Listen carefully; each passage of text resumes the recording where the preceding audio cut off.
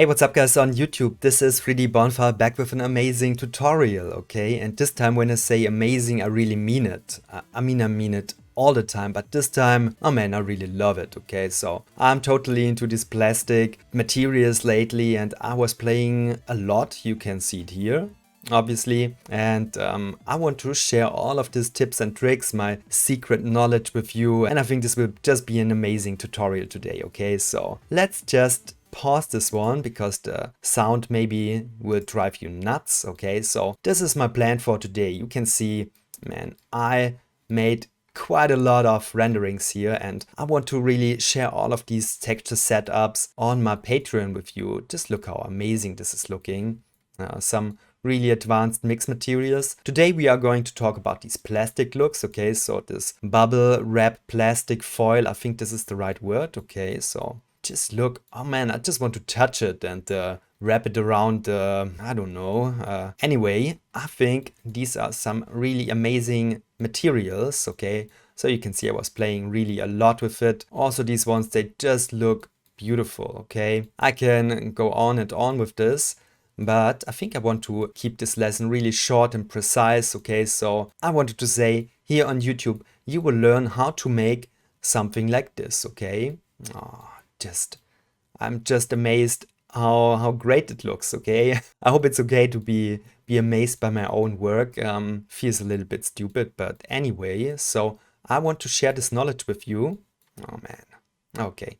Anyway, so here on YouTube, you will get like some free displacement map, okay? So it is basically just this map, okay? And you can achieve effects like this, this, or this with it, okay? You can also get more of these masks on Patreon. So this is just a small selection. I will prepare more and more because with different maps, we can create all kinds of cool materials, okay? So the secret is just to use clever maps in your materials, okay?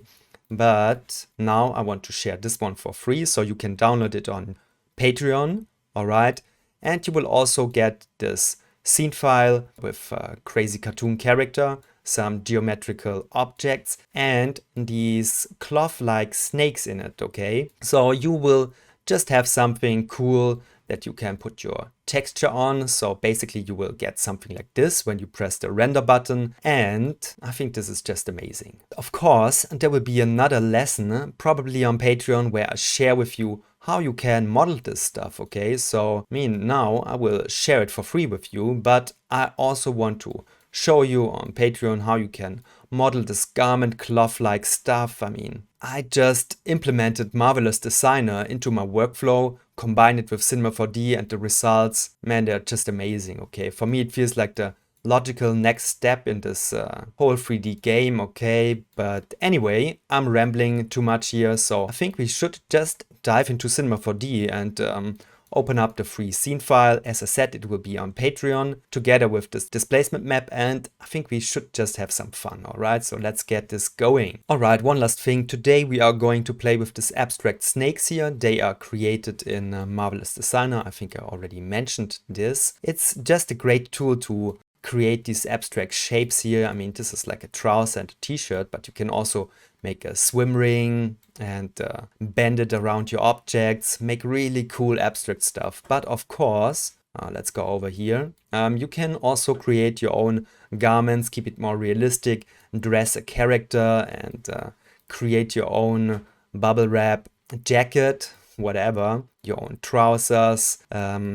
Okay, cool stuff. And if you're also interested in that kind of stuff, man, I can tell you my Patreon is also the right place for you, okay? So I'm sorry, one last thing before we start. So I just wanted to show you here on Patreon 3D Bonfire, you will get the free scene file plus a 4K texture for the bubble wrap plastic foil tutorial, all right? So you can see in the file there you have these beautiful snakes, okay? They are really high res and look just amazing, all right? And you will get this texture in 4K, so you will have a really solid mesh. It looks just stunning, okay? But if you want to become a Patreon, of course, you will get more of these textures.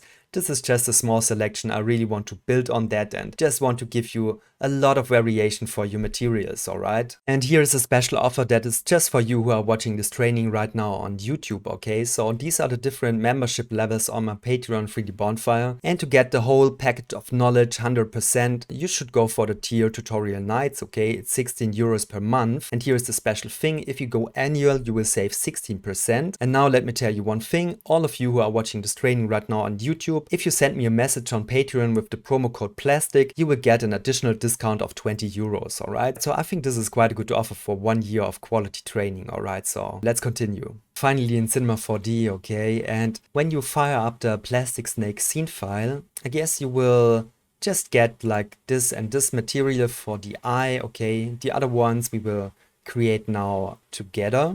And you can also see there is an Octane sky, and in it, when I go to this window, you will see I selected Sprite Sunrise 8K and it's from HDRI Haven, okay? So obviously just using one HDRI is like a really cheap and simple solution to light your scene. Most of the time, if you want to go really advanced and make it really beautiful, I encourage you to use additional area lights to just make it more individual, okay? But in that case, I just want to go with this one, and I think it's already working for us. One last thing, when I go inside of the image texture, you can see I increased the gamma. All right, let me just compare this one. So I store the render buffer, put this back to the standard value of 1. You can see I really intensified it quite a lot by just putting in 1.05.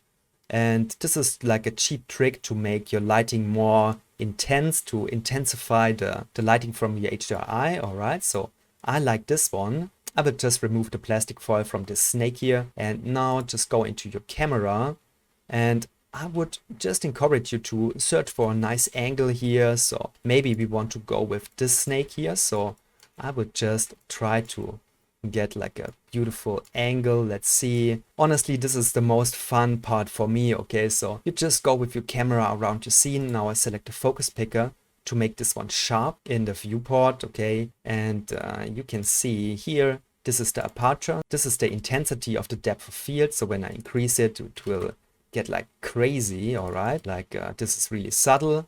I just go for something like 3. I always like to have a focus on my foreground object, and this just helps. All right, let me just show you how much fun you can have by going around your scene. Maybe we will find another interesting angle. So let's see. That could be interesting. So let's try to go here. Now you can see, and this is totally out of focus. So in my focus picker, I will select the snake again. Now you can see the rotation of the HDRI doesn't really benefit this image. So for example, you could just duplicate it by holding down STRG, click on this one, and let's see if we rotate it around, if we can get another beautiful image here. Maybe something like that. That could work. I mean, it's a bit over bright, to be honest. So I just try to go for something like this. Honestly, that's not the best angle, so I will just continue to search for another angle. Maybe we want to have something like this where the snake is coming down here, or something like that. That could be cool. So let's try it once more. Go into the HDRI, rotate it until it looks more visually pleasing. All right, maybe something like that. Just click on the snake again. Okay, still not satisfied here. So I try to put the light from the other side on it. Okay, yeah, that could be another angle. So you just have to play with the scene and just search for the best angles if you want to be a little bit artistic here. Also, that could be nice to just have a focus on this element. All right, let me try to rotate it once more. Now we have a really nice definition on the wrinkles here. I really like it. Let's see, just like that. Okay, and this is also cool. I just want to encourage you to play with it and search for the best angle. I will go back to this camera because I already liked it. So go back into the rotation parameter and let's see, just make something like that, for example.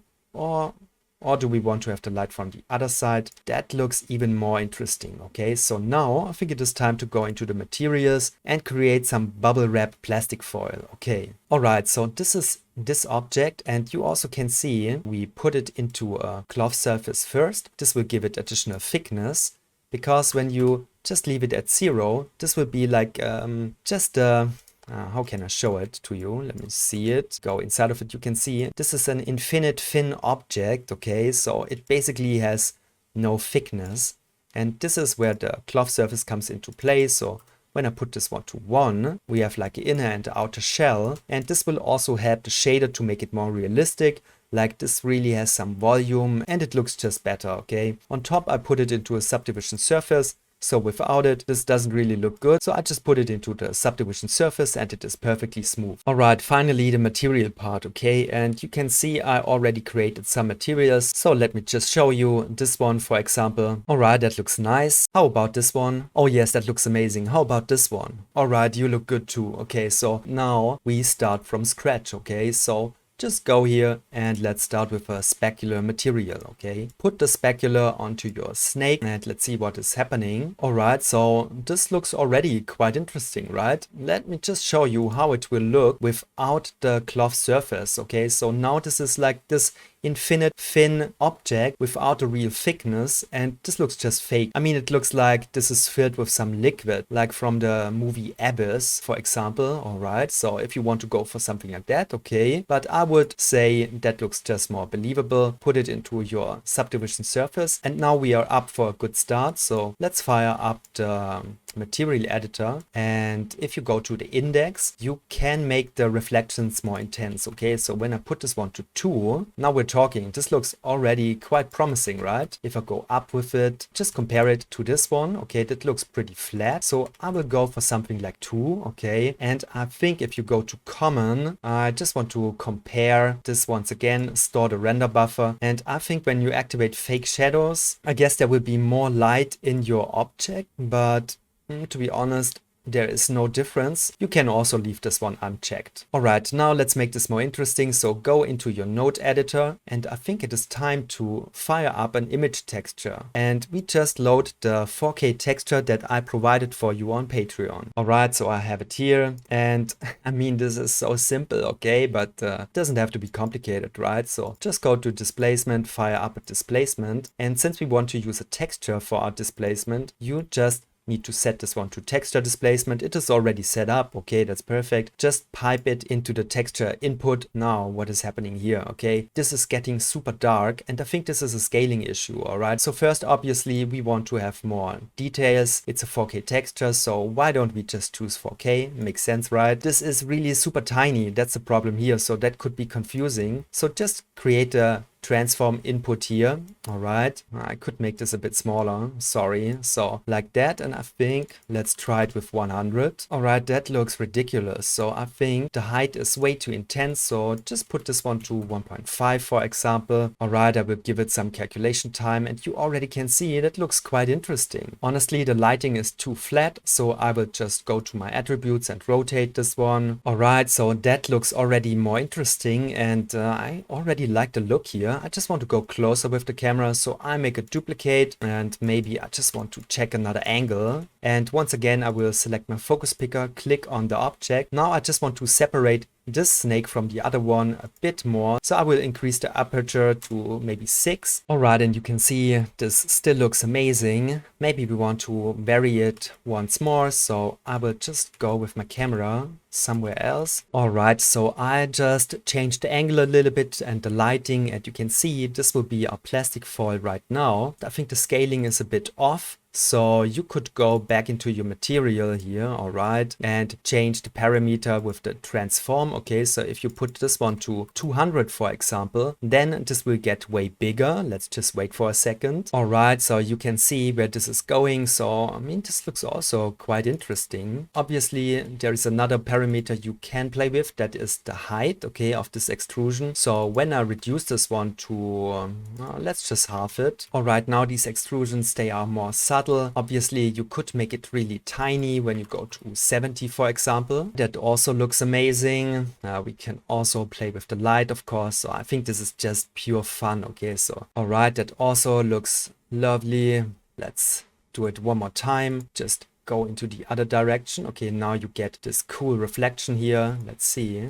Can I intensify it? All right, so now that looks really nice. I'll just go back here. to somewhere around here, maybe that's a good point to talk once again about the IOR, about the index. So this is an index of 2. Let me just make a comparison and store the render buffer. And now let's put this one to maybe 1.3. And you can see now the way the light is breaking up in these foil chambers here. Now that looks completely different. Okay, so now you get this really nice dotted pattern here. So I really like that. So maybe an IOR of 1.3 is better. Let me just compare it to an IOR of 3. Okay, so now that gets even more like a mirror. So I think the best way would be to go down with the value, because now you get this really nice pattern here. Okay, so that looks just amazing. I mean, it looks even better than a higher number, I think. Okay, so this is also working nice. But with 2, now that gets more flat. I mean, that also looks amazing, but I honestly would go beneath 2 to get something like that. I really love it. All right, one more showcase. So here again, I just changed my angle of the light, my camera. All right, that looks amazing. And you can see this time we have a roughness of 0. Okay, so you know what? I will make a store comparison. And now I give it like a really subtle roughness and we compare it once more. All right, so that looks also interesting. But what if you want to have some variation in your roughness channel between something that is really clear and something that is rough? Okay, so in that case you would go into your material. All right, fire up the node editor once more, and basically you will just select a black and white map. This one is a surface imperfection map from polygon.com. It is called stain liquid generic 0.12. okay, and if you fire this one up into your roughness channel, then it will look like this. Now we have all of these details in the roughness channel, so the light is broken up more in rough areas than in not so rough areas, and you get all of this variation. Okay, honestly I think we can tweak this a little bit, so I will go once more into the node editor. Okay, and therefore you can remap these black and white values with a gradient. Okay, so the gradient we just want to intensify. This is like a contrast curve on top of it, and if we do something like that, for example, we will get a more accentuated roughness. I hope this is the right English word. Okay, but before I will do that, I will just store a render buffer once more. And now we will compare it with an additional gradient on top of it. Okay. All right. And you can see now the contrast curve is giving us a more concentrated look here. Okay. So some areas are not so rough anymore. So you can play with the gradient to remap the map. If you are just not satisfied with the distribution of the roughness, then just do that. All right. So basically black is standing for transparent areas and white is standing for rough areas. Okay, so this will be a really rough material and this will not be rough. All right,